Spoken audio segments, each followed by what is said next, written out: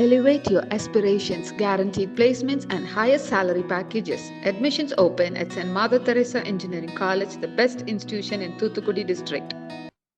மக்கள் ஆதரவு கிடைத்தால் 2026இல் தமிழ்நாட்டில் தேசிய ஜனநாயக கூட்டணி ஆட்சிக்கு வரும் என்று ஆந்திர துணை முதலமைச்சர் பவன் கல்யாண் தெரிவித்திருக்கிறார்.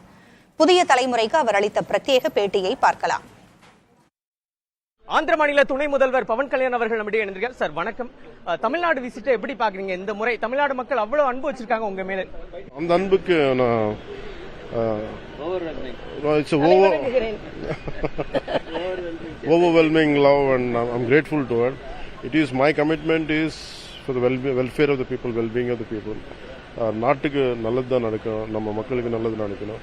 அதுக்கு என்னென்ன தேவைப்பட்டதோ அதில் கண்டிப்பா நான் பண்றதுக்கு நான் தயாரா இருக்கேன். நீங்க அடிக்கடி தமிழ்நாடு வரணும்னு சொல்லிட்டு மேடமும் சொல்லிருக்காங்க. சார் நயனா நாகேந்திர சார் வரக்கூடிய நாட்களில் தமிழ்நாடு வருவீங்களா சார்? கேம்பெயின் இன் எலெக்ஷன்.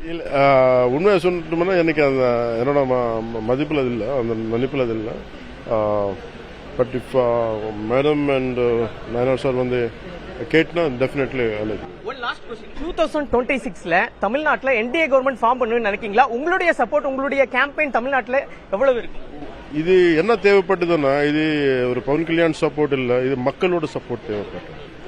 அது வந்தா கண்டிப்பா 2026ல என்டிஏ கவர்மெண்ட் கண்டிப்பா பவர்ல வரும். இந்த அலையன்ஸ்ல விஜய் அவர்கள் இணையணும்னு நீங்க நினைக்கிறீங்களா? விஜய் அந்த மாதிரி பேச்சு எல்லாம் அது வரல, எனக்கு தெரிஞ்சு அது வரலன்னு நினைக்கிறேன். ஏதாவது இருந்து அது வெளியே வரும். Thank you sir, thank you very much. புதிய தலைமுறைக்காக ஒளிப்பதிவாளர் விஜயுடன் செய்தியாளர் விக்னேஷ் முத்து. Elevate your aspirations, guaranteed placements and higher salary packages. Admissions open at St. Mother Teresa Engineering College, the best institution in Thuthukudi district.